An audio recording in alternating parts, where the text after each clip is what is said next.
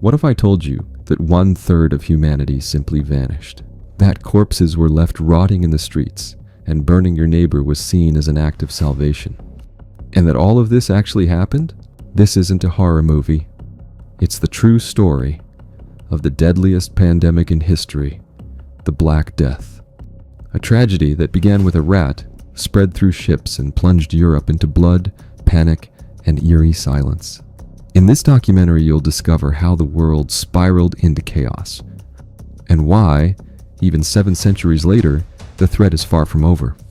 If you're drawn to dark, intense, and true stories, hit play, because the end of the world has already happened once, and it might be closer than we think. Chapter 1: The Whisper of Death. Europe before the plague. Before the scream, there's always a whisper. And in the case of the Black Death, the whisper began long before the first corpse fell. It echoed through crowded markets, silent churches, and cold stone castles.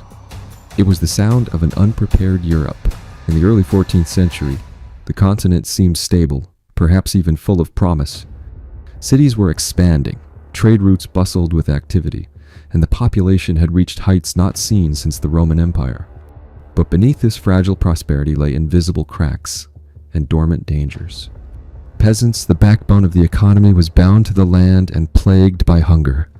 A single failed harvest could mean death for thousands. Agriculture depended entirely on the seasons and on luck. And in the years leading up to the plague, luck began to run dry.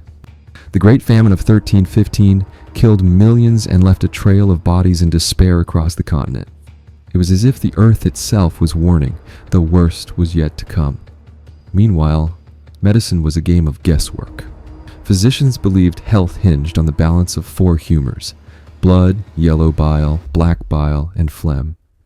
Illness was seen as divine punishment or spiritual imbalance. There were no bacteria, no hygiene. Surgeries were performed without anesthesia. Bloodletting, spells, and prayers, that was all they had. And faith? Faith was the foundation of medieval life. The Catholic Church held sway over hearts, minds, and politics. Miracles were more trusted than diagnoses. Heaven was the ultimate goal, and hell a looming threat. But with so much suffering already in the world, people began to wonder, was God still listening? Pre-plague Europe was a land of contradictions. Commercial growth marched alongside scientific ignorance. Cathedrals rose to the heavens while filth piled in the streets. Men prayed for protection, never imagining what was drawing near, because something was already on its way, invisible, silent. And when it arrived, it wouldn't ask permission. It would simply harvest. Chapter 2: Rats, Fleas, and Ships. The Path of Chaos. Not every tragedy begins with a scream. Sometimes it comes hidden in a ship's cargo hold, in a rat's fur, in the bite of a flea. The story of the Black Death doesn't begin in Europe. It starts much earlier, across the vast lands of Central Asia. There, among silk roads and open steppes, invisible bacteria were already reshaping humanity's fate. The name of the killer, Yersinia pestis, a deadly bacteria carried by fleas that lived on wild rodents. For centuries, this plague remained confined to isolated populations. But everything changed with the rise of the Mongol Empire. Under Genghis Khan and his successors, the borders between East and West opened like never before. Merchants, soldiers, and pilgrims traveled thousands of kilometers and unknowingly carried the plague with them. In 1347, Genoese ships arrived at the port city of Kaffa in Crimea. They brought spices, textiles, and valuable goods, and something far more dangerous, infected fleas hiding on common rats that lived deep in the ship's holds. Chaos had set sail. When those ships left Kaffa and crossed the Mediterranean towards southern Europe, their course was already sealed. Every port that welcomed them opened a new gateway for death. Messina in Sicily was the first to feel the blow. When the ships docked, the locals were met with a horrifying sight. Feverish sailors covered in dark boils, coughing blood, and dying within days. Authorities tried to drive the ships away, but it was already too late. The plague was spreading faster than any reaction could stop it, and it traveled with brutal efficiency. Where there were people, there were rats. Where there were rats, there were fleas. And where there were fleas, there was plague. The trade routes that once connected the world had become open veins of contagion. From Messina, the disease reached Genoa, Marseille, Pisa, Venice, then moved inland to France, Germany, and Spain. In just over a year, it crossed borders, mountains, and seas. No one was safe. The plague didn't need maps, and it didn't need armies to conquer cities. Only silence, darkness, and time. By the time kings understood what was happening, it was too late. The Silk Road had become the road of death, and Europe was only at the beginning of its nightmare. Chapter 3. The First Breath. Messina, 1347. It was in October of 1347 that Europe first inhaled the breath of death. The port of Messina, in Sicily, was a bustling hub of commerce. Ships came and went, carrying goods, spices, and the promise of profit. But that morning, when 12 Genoese ships docked, it wasn't the silk or gold that drew attention. It was the silence. The sailors were dying. Some were already dead. Emaciated men, covered in dark blotches, with swollen boils beneath their arms and between their legs. They coughed up blood. They moaned in delirium. And where there had once been life, there was now only the rotten stench of decay. The authorities were horrified. They tried to drive the ships away to order them back to sea, but the plague had already come ashore. It didn't need permission. Just a few rats, a flea or two, and the first breath of contagion had begun. The infected died within days, sometimes within hours. The body would swell, the fever would erupt, organs would fail, and people, in despair, searched for answers and for someone to blame. At first, many believed it was divine punishment. Others blamed witches, Jews, travelers. But the truth was, no one understood what was happening. Medicine had no answers. Priests, exhausted, were burying more than they preached. And the people, they simply fled. But there was nowhere to run. Messina collapsed within weeks. The streets emptied. Church bells tolled endlessly. Grave diggers couldn't keep up. Entire families vanished in silence, locked inside their homes, with their dead. And while Messina died, the plague traveled, from ship to ship, from town to town, from body to body. That first breath would become a storm, and that storm would soon sweep across an entire continent. Europe had just opened the door to one of the darkest chapters in human history. Chapter 4. Death without warning. The symptoms and speed of contagion. The plague didn't knock. It slipped in unnoticed. And by the time anyone realized it was there, it was already too late. The Black Death showed no mercy. And perhaps most terrifying of all, it changed faces. The most common form was bubonic plague, spread by the bite of infected fleas. It began with a sudden, violent fever. The body trembled, joints burned. Then came the buboes, dark, swollen lumps in the armpits, groin, or neck, the size of apples. It was as if the body itself was inflating to scream that something was terribly wrong inside. But the plague didn't stop there. The pneumonic form, even deadlier, attacked the lungs. All it took was a cough, a sneeze, a breath in the air. Within hours, the infected would spit blood, lose consciousness, and die gasping for air. No rats or fleas were needed for this version, only tainted air and another person's breath. The third form, septicemic plague, was silent and instant. The infection invaded the bloodstream directly. The skin darkened, the body rotted while still alive. And sometimes, death came before the first symptom. And the worst part, all of this could unfold in under 3 days. Some died the very same day they felt the first signs. It was death without warning. No time, no choice. Entire cities collapsed within weeks.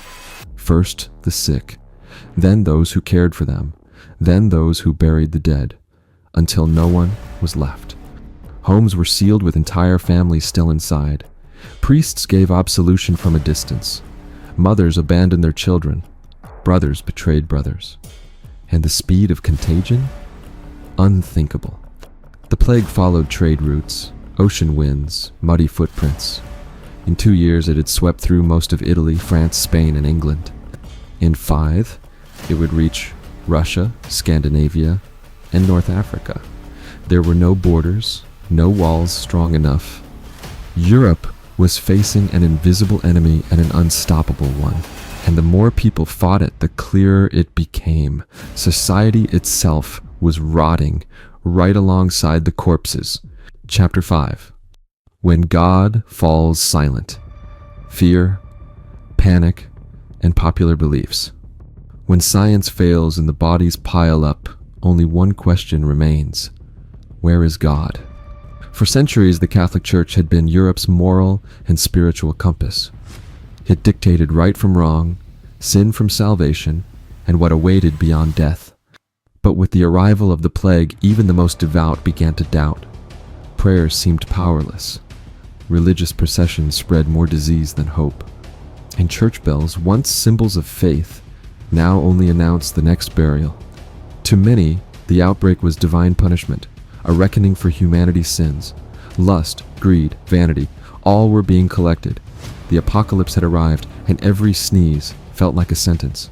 Women were accused of witchcraft. Jews were tortured and burned under false charges of poisoning wells. Foreigners, beggars, lepers, anyone who looked different became a target. When God is silent, the people scream, and that scream often turns into violence. Fanatical religious movements began to rise. The most infamous, the flagellants, men in cloaks, marching from town to town, whipping themselves bloody in public, believing that physical suffering could cleanse the world's sins. Wherever they went, they drew crowds and brought the plague with them. In villages, charms, spells, and fake relics emerged. Pieces of the true cross, saints' teeth, vials of Mary's tears, anything that promised protection. Faith became a marketplace. Hope, a rare currency. Meanwhile, priests died by the thousands. Monasteries emptied. In some regions, even the clergy abandoned their parishes, fleeing like any other mortal. After all, how could one preach salvation when it felt like hell had risen to earth? The plague didn't just destroy bodies. It corroded certainty, faith, and authority. And where once stood a unified Christian Europe, there remained a land fractured by fear, suspicion, and divine silence. Because perhaps the greatest terror wasn't death itself, but the possibility that God was no longer listening. Chapter 6. Medicine in Collapse. Bloodletting, amulets, and fatal mistakes. The Black Death didn't just topple kings and cathedrals. It also dismantled the fragile framework of medieval medicine. Because when the world got sick, the doctors fell with it. In 14th century Europe, being a physician was, above all, a blend of faith, astrology, and tradition. Universities taught medicine based on ancient texts written over 1,000 years earlier by Galen and Hippocrates, as if the world hadn't changed since antiquity. The human body was seen as a vessel of 4 humors: blood, phlegm, yellow bile, and black bile. Any illness was explained as an imbalance among them. So, when the plague arrived, the first step seemed obvious. Let the blood flow. Bloodletting was common, slicing open a patient's skin to release bad fluids. But with the plague, it only hastened death. Others tried to restore balance with extreme diets, prolonged fasting, or bizarre concoctions of vinegar, garlic, urine, and even animal feces. Some believed the stench of the plague could be countered with even fouler smells, and so they burned clothing, corpses, even rare perfumes. Then came the infamous plague doctors, with their long, beaked masks, stuffed with aromatic herbs to filter the sick air. It was a futile effort, but an unforgettable image. And the amulets? They spread like wildfire. Tiny bags filled with stones, animal teeth, Bible pages, or scraps of saints' clothing were worn around the neck like magical shields. Doctors prescribed prayers. Astrologers predicted outbreaks based on planetary alignments. Was this medicine or superstition in a white coat? Meanwhile, the real cause of the disease, a microscopic bacteria spread by fleas, went entirely unnoticed. Rats ran freely through streets, markets, homes, and no one linked them to the slaughter.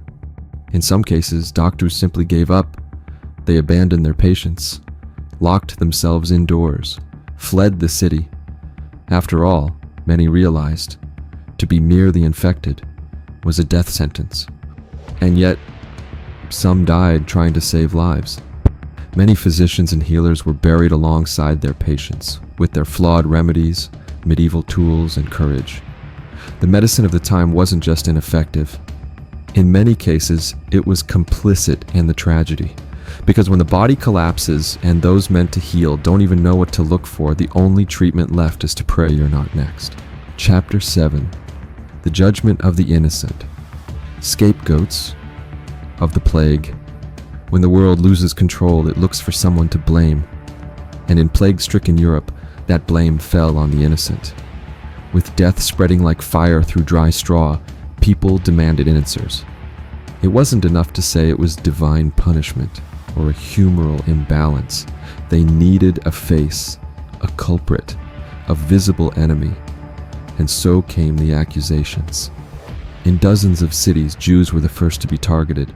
Rumors spread like wildfire, claims that they were poisoning wells, conspiring against Christians, summoning dark forces to destroy Europe. There was no evidence. But in chaos, truth is the first casualty. Entire Jewish communities were massacred. Men, women, and children burned alive inside locked synagogues. In Strasbourg, 1349, more than 2,000 Jews were murdered in a single day. Some chose suicide over the hands of the mob, and it didn't stop there. Foreigners, travelers, beggars, lepers, the mentally ill, anyone on society's margins became a target. If you were different, you were dangerous. If you were poor, you were guilty. If you prayed differently, you were a heretic. But hysteria turned into policy. To calm the people and protect their power, rulers sanctioned the lynchings. Entire communities were expelled. Many went into hiding. Others fled. Few escaped. And some truly believed they were doing good. Burning a Jewish village was purifying evil. Killing a stranger was saving the town. Fear warped morality. Ignorance justified hatred. And all of it under one cruel irony. The plague did not choose its victims. Jews, Christians, rich, poor, all died the same way. Yet still, thousands were sacrificed for crimes they never committed, not by the plague, but by humanity. The Black Death left behind a trail of corpses, but it also left deeper scars, scars on conscience, on justice, on compassion. Because in the end, the disease exposed more than medical failure. It revealed the darkest side of those who survived. Chapter 8. A third of the world in silence. The demographic impact. Imagine walking through a city with no voices, no laughter, no footsteps, only the sound of the wind and the echo of a civilization brought to a halt. That was Europe between 1347 and 1351. In just 4 years, the Black Death wiped out between 1/3 and half of the continent's entire population. Estimates point to over 75 million deaths worldwide, at least 25 million in Europe alone. But the numbers alone don't tell the full story. It's what was left behind that screams the loudest. Entire villages vanished from the map. Abandoned homes, empty churches, untended fields. In some regions, there was no one left to bury the dead or to mourn them. Whole families were erased from history. Surnames disappeared. Bloodlines ended. In cities like Florence, Paris, London, and Venice, population density plummeted. Entire neighborhoods became makeshift cemeteries. The streets were filled with silence and with bodies. Commerce came to a halt. The once familiar sound of church bells became rare because there was no one left to ring them. In rural areas, the devastation was even greater. With peasants gone, food production collapsed. Fertile land turned to weeds. Domesticated animals roamed free. There was no wheat, no meat, no bread, and suddenly, the problem wasn't just dying from plague, but dying from hunger. The few who survived lived surrounded by an emptiness too vast to ignore. Imagine having 1,000 neighbors, and within a month, only 20 remain. Imagine looking at the house next door, knowing no one will ever open that door again. That collective silence changed everything. How people saw life, death, faith, even the value of a human being. Because with so few people left, labor became worth its weight in gold. And that shift would pave the way for a new era, but not without scars. The plague didn't just kill people, it erased communities. It turned cities into open graves and silenced centuries of stories. The world was no longer the same, and those who were still alive had to relearn how to live among ghosts. Chapter 9. Between Prayer and Despair. Flagellants and Fanatics. When it seemed the world had been abandoned by God, some tried to get his attention with blood. With churches filled with corpses and priests collapsing dead at the altar, many believers felt that traditional faith was no longer enough. The usual prayers weren't working. The cross is no longer protected, and the plague kept claiming lives mercilessly, relentlessly. It was in this spiritual void that the flagellants emerged. Men, and sometimes even women, formed processions through towns and villages, dressed in simple robes, barefoot, faces covered.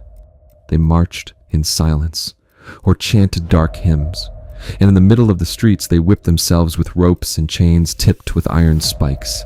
They did this for days, without rest, without food. They believed that by suffering in the flesh, they were atoning for humanity's sins. If they bled enough, perhaps God would forgive the world. The sight was harrowing. Bloody bodies, cries of pain, prayers soaked in guilt. But to those who witnessed it, surrounded by death and fear, it looked like a divine answer. Crowds followed the flagellants, imitated their rituals, and in doing so helped spread the plague even further. The flagellants answered to no church. Many in fact denounced the clergy, accusing priests of corruption and neglect. They created their own doctrine, their own leaders, their own miracles. Other fanatic groups also emerged. Some stormed cities, promising to cleanse sin through violence. Others burned books, destroyed sacred images, and held public trials for heretics. Some claimed to have visions. Others predicted doomsday on specific dates and drew in crowds with promises of instant salvation. It was chaos, dressed as faith. At first, the church hesitated, but soon it saw the danger. Pope Clement VI eventually condemned the flagellants publicly, but it was too late. Fanaticism had broken out of the cathedrals and spilled into the streets, and Europe, drowning in panic, could no longer tell true faith from collective delusion. The plague didn't just kill bodies. It made room for despair to take the throne of reason, and in this new world, where blood was an offering and pain was a prayer, faith was no longer a refuge. It had become a spectacle. Chapter 10. The near end of the Black Death. The plague didn't end with a miraculous cure or divine intervention. It faded slowly, like a candle dying out when the air runs thin. The most devastated communities emptied out, breaking the cycle of contagion. With no living bodies nearby, death had no one left to dance with. The outbreaks began to lose strength as people gradually adapted to forced isolation, even without understanding the concept of quarantine. Some cities, like Milan, sealed entire houses with the sick still inside. A cruel act, but one that helped stop the spread. But climate played its part too. Changing seasons and a natural decline in the flea and rat populations, the true carriers of the plague helped the contagion die down. In some regions, smaller outbreaks reappeared, but never with the same ferocity. When the church bells finally stopped tolling so often, people emerged cautiously into a changed world. Chapter 11. The Reign of the Ravens. How Death changed art and culture. When the bells stopped ringing and the psalms turned into laments, art took on a new role to depict the end of the world through paint, words, and melancholy. Post-plague Europe wasn't just a wounded continent. It was a place where death had become part of daily life. And that was reflected in everything, in music and paintings and books and folk songs. Death became a character, a symbol, an obsession. Ravens, birds that circled over corpses in battlefields, became haunting icons of the era.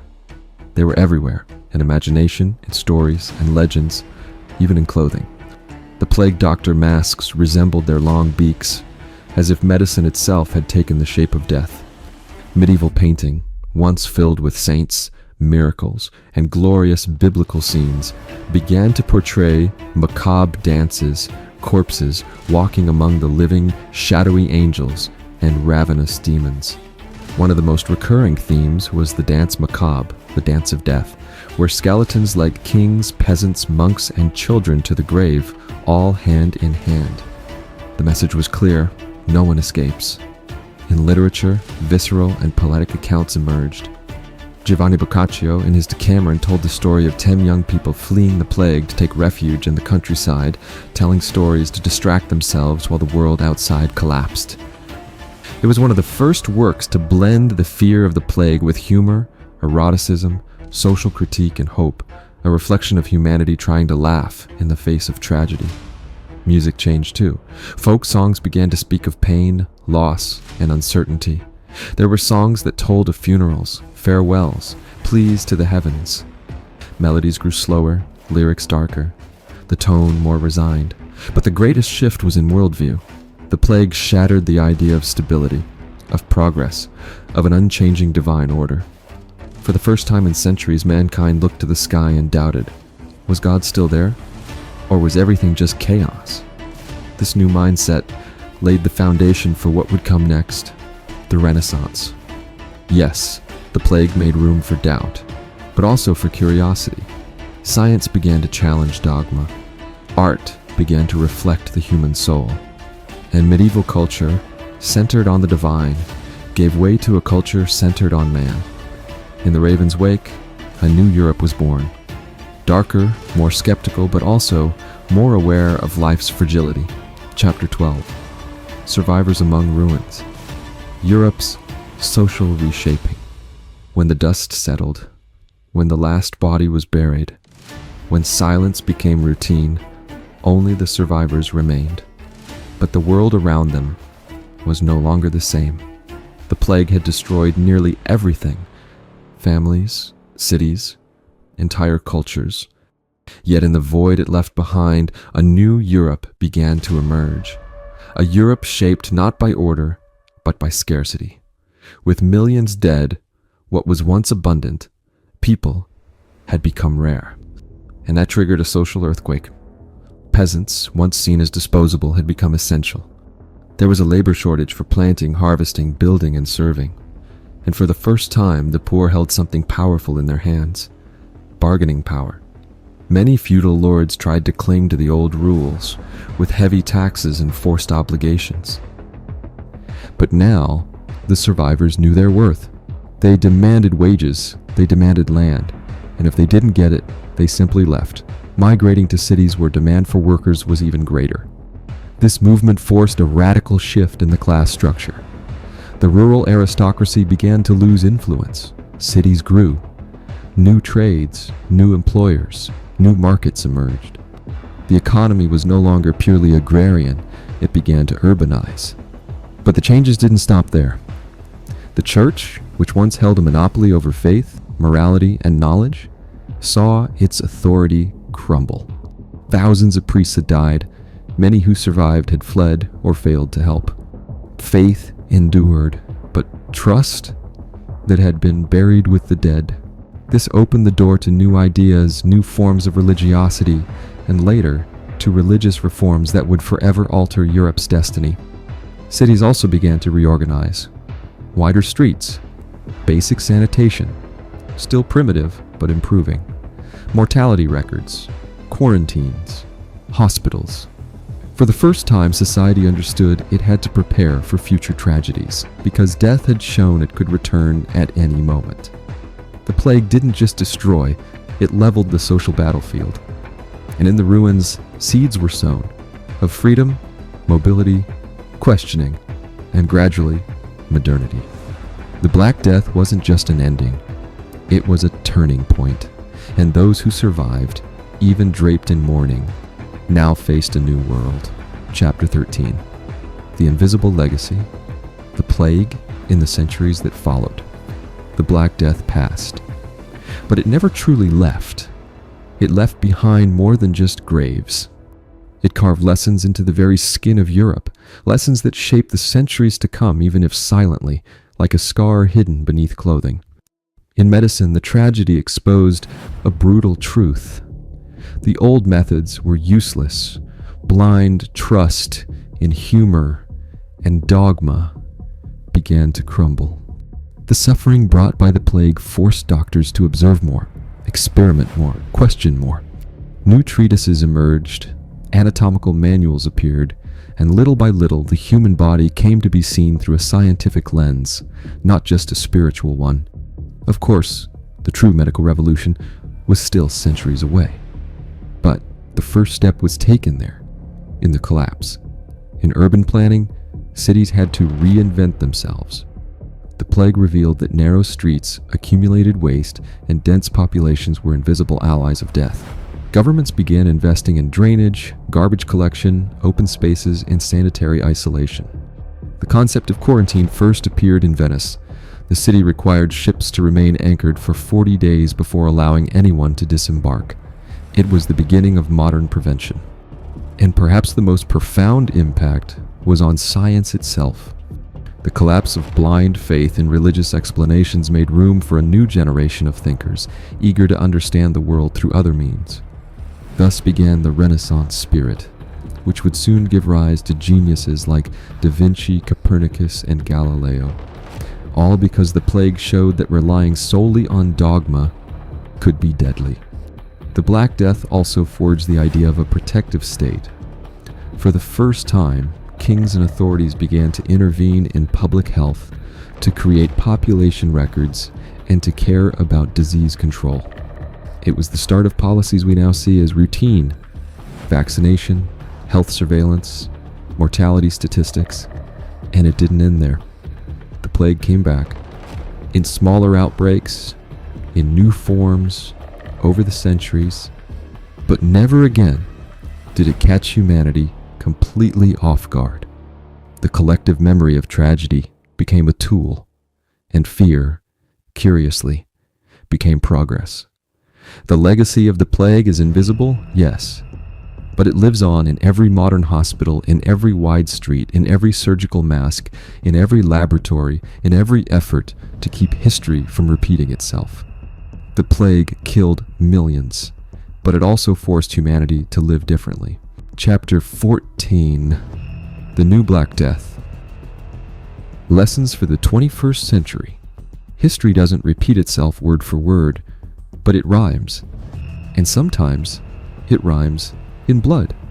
In the 21st century, we believed we were immune to the chaos of the past. With modern hospitals, antibiotics, vaccines, and artificial intelligence, it seemed unthinkable that a new plague could catch us off guard. But then, the world stopped. Again. In 2020, the COVID-19 pandemic reminded us that invisible terror still exists. That all it takes is a virus, an international flight, a week of carelessness, and the entire planet bows. The parallels with the Black Death are chilling. Once again, there was denial. Once again, false cures, conspiracy theories, and misinformation spread. Once again, medicine raced for answers as bodies piled up. Once again, fear revealed both the worst and the best in people. We saw healthcare workers sacrifice themselves. We saw empty cities, closed borders, solitary funerals. We saw the impact on the poor, the collapse of systems, and the vital role of science. And just like in the 14th century, the virus didn't just infect bodies. It tested values, systems, governments, and the very idea of humanity. The great lesson of the Black Death and of modern pandemics is that we are not in control. We live in an interconnected world, biologically and socially fragile. And at all times, we are at the mercy of forces we cannot see, but definitely feel, and still, we ignore the warnings. Experts have been sounding the alarm for decades. The deforestation, wildlife trafficking, megacities, and global warming all bring us closer to new health collapses. But only when morning knocks at the door does the world react. Too late. So, what have we learned? Perhaps that science saves, that information is a shield, that solidarity is a vaccine, and that ignoring history is repeating tragedy. The Black Death shaped us. COVID-19 warned us, and the future depends on what we choose to remember. Because in the end, the greatest danger isn't a new virus. It's forgetting that one can come. Final conclusion. When history whispers, it's best to listen. The Black Death wasn't just a tragedy, it was a turning point in time. It changed how we live, how we work, how we pray, and even how we die. It exposed the fragility of civilization. It showed that a single invisible breath can bring down empires, silence churches, and turn crowds into memories. But it also revealed humanity's ability to endure, to rebuild, to learn even at the cost of suffering. Today, we look back not just out of curiosity, but out of necessity, because the threats of the past haven't vanished. They've just changed form. The story of the plague is an eternal warning. Arrogance kills, ignorance spreads, and forgetting is always the first symptom. If this journey through the past moved you, made you think, or even gave you chills, leave a like, subscribe to the channel, and hit the bell icon. That way, you won't miss our next deep dives into history, the ones time almost erased, but we're determined to remember. Thanks for watching, and remember, history whispers, but those who listen survive better.